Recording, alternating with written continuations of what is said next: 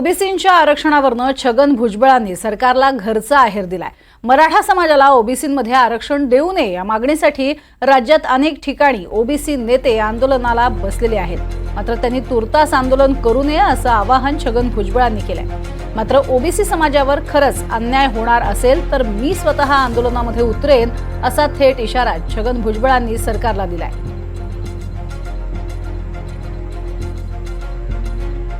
आम्ही पण हे सगळे पेपर जे काय सगळे सोयरे वगैरे आहेत ते दाखवून त्याच्यामध्ये जिथे ओबीसीवर अन्याय होत असेल अशा काही गोष्टी असतील किंवा सुधारणा करण्याच्या काय आवश्यकता असेल तर त्याच्यावर आम्ही ते चर्चा करू।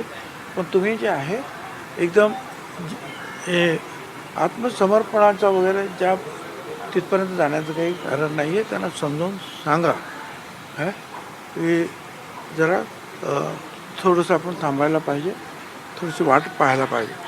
आणि तसंच जर आहे जर त्याने जर त्याच्यामध्ये वकिलांनी सांगितले ज्या ज्या गोष्टी अन्याय करणारे आहे आणि तरीसुद्धा सरकार ऐकत नाही तर म्हटलं मग मी तुमच्याबरोबर आंदोलनाला उतरतो, माझी पण तयारी आहे।